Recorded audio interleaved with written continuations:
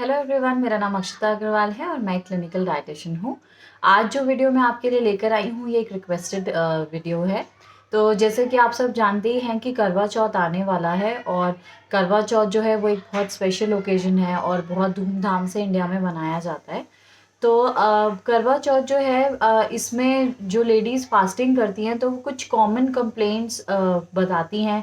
जैसे जो भी मेरी क्लाइंट्स हैं उन्होंने मुझे आज तक कुछ कंप्लेंट्स जो कॉमन उनकी रही हैं, जैसे कि सर दर्द होने लगता है, शाम तक उनका गैस या एसिडिटी होने लगती है, बहुत ज़्यादा ब्लोटेड फील करते हैं, एनर्जी लेवल्स बहुत डाउन होने लगते हैं। तो कुछ इन्हीं इश्यूज़ को एड्रेस करते हुए मैं ये वीडियो बना रही हूँ, जिसमें कि जो आपकी करवा चौथ का व्रत होता है उसमें आप 2 मेजर चीज़ें ले सकते हैं। एक तो सरगी होती है जो आप मॉर्निंग में खाते हैं और एक आपकी कथा सुनने के बाद आप कुछ ले सकते हैं। तो इन दोनों को आप किस वे में लें और व्रत आपका जब खुलता है तो तब आप किस तरीके से खाएँ कि मिनिमम डिस्कम्फर्ट से आप ये व्रत कर सकें और जो ये प्रॉब्लम्स आप फेस करते हैं ये आपको ना आए। तो पहली बात तो ये कि ये जो वीडियो है ये जेंडर न्यूट्रल है, यानी कि कई मेल्स भी आजकल करवा चौथ रखते हैं। तो ये जो टिप्स हैं ये सिर्फ फीमेल्स के लिए नहीं है, इनको मेल्स भी फॉलो कर सकते हैं। तो कोई भी इंसान जो करवा चौथ का व्रत रख रहा है वो इन टिप्स को फॉलो कर सकता है। तो सबसे पहले बात करते हैं सरगी की। सरगी में आपको ऐसा क्या खाना चाहिए कि ये जो हेडेक्स हैं, लो एनर्जी है, जो आपको गैस फॉर्म होती है या ब्लोटिंग होती है, एसिडिटी होती है, वो ना हो। तो सबसे पहली चीज़ जो आपको ध्यान रखनी है वो ये कि मोस्टली लोग सर्दी के अंदर चाय पीते हैं। तो चाय पीने से 2 प्रॉब्लम्स हो जाती हैं। पहली चीज़ तो ये कि चाय जो होती है वो डिहाइड्रेटिंग होती है। तो जब आपको पूरे दिन पानी नहीं पीना और आप अपना दिन ही डिहाइड्रेटिंग बेवरेज से स्टार्ट करते हैं, तो वो पूरे दिन वाटर लॉस को इंक्रीज़ करता है, जो कि आपके हेडेक को भी इंक्रीज़ करता है और आपको गैस और लैक ऑफ एनर्जी जैसी प्रॉब्लम्स भी फ़ील कराता है।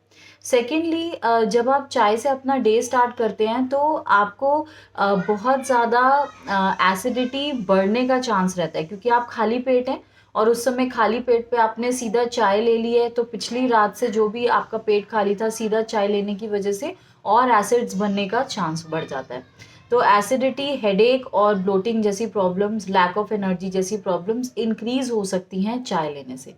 तो चाय की अच्छी एक रिप्लेसमेंट क्या रहेगी? अगर आप 1 ग्लास दूध लें, आप दूध के अंदर कोई भी एडिटिव यूज़ कर सकते हैं। अगर आप डायबिटिक हैं तो आप कुछ मत ऐड कीजिए, और अगर आप नॉन डायबिटिक हैं तो आप उसके अंदर रूह अफ़ज़ा ऐड कर सकते हैं, बॉर्नविटा ऐड कर सकते हैं, हॉर्लिक्स ऐड कर सकते हैं, कोई भी जो आपकी चॉइस की चीज़ हो, ठंडाई वगैरह, वो आप अपने दूध में ऐड कर सकते हैं। तो 1 ग्लास दूध लेने से क्या होगा? पहली बात तो ये है कि दूध एक हाइड्रेटिंग बेवरेज है। सेकेंडली, दूध आपके जो भी अभी तक के एसिड्स बने होंगे उनको न्यूट्रलाइज करेगा, तो आपका जो डे स्टार्ट होगा वो एक न्यूट्रल उस पे स्टार्ट होगा, फर्दर एसिडिटी आपको नहीं बनेगी। थर्डली, प्रोटीन रिच होता है तो आपका पेट लंबे समय तक भरा रखेगा। तो जो आपको सर दर्द होता है, आपको गैस बनती है, ब्लोटिंग होती है, उन तीनों चीज़ों को कम करने में बहुत इफेक्टिव है। सेकेंड चीज़ जो आप ले सकते हैं वो है एक केला। केला भी अल्कलाइन होता है, तो कोई भी जो एसिड्स आपको बन रखे होंगे उनको न्यूट्रलाइज करेगा और आगे के दिन के लिए आपको एनर्जाइज रखेगा, हेडेक्स के जो चांसेस है उसको रिड्यूस करेगा और आपके जो एनर्जी लेवल्स है उनको मेंटेन रखने में आपकी हेल्प करेगा। जो लोग केला नहीं पसंद करते वो डार्क चॉकलेट भी ले सकते हैं। 3 से 4 क्यूब डार्क चॉकलेट भी आप इस टाइम पे कंज्यूम कर सकते हो ईजिली। नेक्स्ट चीज़ जो आप ले सकते हैं वो है कोई भी ऐसी मिठाई जो कि छेना से बनी हो। तो जो लोग डायबिटिक हैं वो संदेश ले सकते हैं, क्योंकि उसमें मीठा कम होता है। तो इसको लेने का सिर्फ पर्पस क्या है कि आपको इस समय पे कार्बोहाइड्रेट्स लेने हैं ऐसे जो सिंपल हो डाइजेस्ट करने के लिए, क्योंकि आप रात से खाली पेट हैं और आगे आने वाले कई घंटों के लिए खाली पेट रहने वाले हैं। तो कोई भी कॉम्प्लेक्स कार्बोहाइड्रेट अगर आप इस टाइम पे लेते हैं तो आपको डाइजेशन करने के लिए और एनर्जी लगानी पड़ेगी, जिसकी वजह से जो आपका डे एंड है या डे मिड है तब तक आपको वीकनेस फील होने लगेगी। तो आपको सिंपल कार्बोहाइड्रेट्स लेने हैं जो इजी टू डाइजेस्ट हों बॉडी के लिए। तो वो आपको 2 वेज में मदद करेगा। एक तो वो इंस्टेंट एनर्जी रिलीज करेगा, तो आपको जो डलनेस है, वीकनेस है, वो फील नहीं होगी। सेकेंडली, जो कार्बोहाइड्रेट्स होते हैं वो पानी को रिटेन करके रखते हैं। तो आपको जो पूरे दिन में आप यूरिनेशन करते हैं उसके थ्रू जो आप वाटर लॉस करते हैं वो रिड्यूस हो जाएगा, जिसकी वजह से आपको डिहाइड्रेशन होने के चांसेस, हेडेक होने के चांसेस रिड्यूस हो जाएंगे। तो जो डायबिटिक लोग हैं वो संदेश प्रेफर कर सकते हैं। जो नॉन डायबिटिक हैं वो रसबरी आती है वो ले सकते हैं, स्पॉन्जी रसगुल्ला आता है वो ले सकते हैं। आपको फ्राइड मिठाई नहीं लेनी, इस चीज़ का ध्यान रखें। फैट रिच मिठाई होगी तो वो उल्टा काम करेगी, इंडाइजेशन को भी बढ़ाएगी और आपके डिस्कम्फर्ट को भी बढ़ाएगी। अगर सिर्फ छेना की मिठाई होगी तो एक तो छेना जो है वो प्रोटीन रिच होने की वजह से पेट लंबे समय तक भरा रखेगा। सेकेंडली जो उसके अंदर कार्बोहाइड्रेट्स प्रेजेंट है वो आपको हाइड्रेटेड भी रखेंगे और एनर्जाइज भी रखेंगे। तो जो लोग बहुत ज़्यादा नहीं खा पाते हैं मॉर्निंग के अंदर, वो ये 3 चीज़ें ले सकते हैं, 1 ग्लास दूध, 1 केला या फिर डार्क चॉकलेट और थोड़ी सी रसबरी या फिर रसगुल्ला। और जो लोग थोड़ा कुछ अनाज उस टाइम पे खाना चाहते हैं उनके लिए मैं आपको सजेस्ट करूँगी कि आप एक स्टफ़ रोटी उस टाइम पे खाइए, प्लीज़ पराठे मत खाइए। अगर आप उस टाइम पे बहुत ज़्यादा ऑयल लगा हुआ, घी लगा हुआ, बटर लगा हुआ कुछ भी खाएँगे, आपको पूरे दिन में इंडाइजेशन बढ़ जाएगा और आपके लिए उस खाने को पचाना भी डिफ़िकल्ट होगा। तो आप क्या कीजिए कि जैसे आपको स्टफ़ रोटी बनानी है तो आप आलू की या फिर टोन पनीर की बना सकते हैं। उस पे थोड़ा-सा घी या बटर रख के अगर आप खाएँगे तो आप देखेंगे कि थ्रू आउट द डे आप एनर्जाइज भी रहेंगे और आपको उसको डाइजेस्ट करने में भी आसानी होगी। अब आ जाते हैं शाम की कथा के ऊपर। जब आपकी कथा होती है तो यूजुअली उसके बाद लोग चाय लेते हैं क्योंकि उनको हेडेक हो रहा होता है, पूरे दिन भर से उन्होंने कुछ खाया नहीं होता।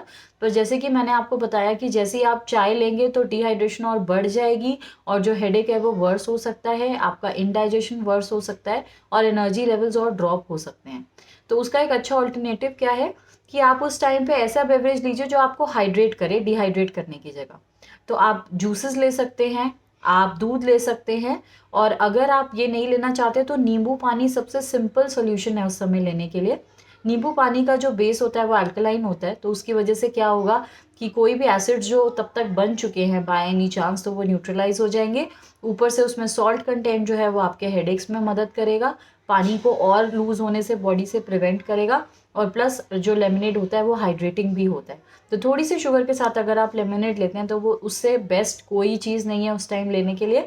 पर अगर आप लेमनेड पसंद नहीं करते या गले की वजह से अवॉइड कर रहे हैं तो आप कोकोनट वाटर, जूसेस या फिर मिल्क भी ले सकते हैं। अब आ जाते हैं रात में। जब आप अपना व्रत ओपन करते हैं, जब आप आपका व्रत जो है वो कंक्लूड होता है, उस टाइम पे प्लीज़ कुछ भी हैवी मत खाइए। जैसे ज़्यादातर लोग दाल मखनी या फिर पूरी पराठा कुछ इस तरह का प्रेफर करते हैं। तो उससे क्या हो जाता है कि पूरा दिन क्योंकि आप खाली पेट थे और एकदम से आप तला हुआ या फिर हैवी फूड खाते हैं तो आपकी बॉडी एक तो क्वांटिटी उतनी नहीं खा पाती, तो आपकी बॉडी को नरिशमेंट नहीं मिल पाता और ऊपर से इंडाइजेशन और हो जाता है। तो वो दिन तो आप पहले ही इतना ज़्यादा आपने फास्टिंग करी और नेक्स्ट डे भी आपका ख़राब हो जाता है। तो आप क्या कीजिए कि उस टाइम पे 2 रोटी खाइए और उसको किसी लाइट वेजिटेबल के साथ खाइए। तो आलू सबसे बेस्ट वेजिटेबल रहेगा उस टाइम खाने के लिए क्योंकि वो इंस्टेंट एनर्जी आपको प्रोवाइड करेगा, आपके एनर्जी लेवल्स को रिवाइव करेगा, ग्लाइकोजन स्टोर्स को रिवाइव करेगा। आलू अगर आप नहीं प्रेफर करते हैं तो कोई भी सिंपल सब्जी आप खा सकते हैं, पर कोई भी फ्राइड या हैवी सब्जी ना खाएं। अगर आप सब्जी नहीं खाना चाहते तो कोई भी धुली दाल जैसे मूंग धुली, उड़द धुली आप उस टाइम पे खा सकते हैं, वो भी आपको कंफर्टेबल रहेगी। जिनको उड़द नहीं सूट करती वो अरहर या मसर की धुली दाल ले सकते हैं।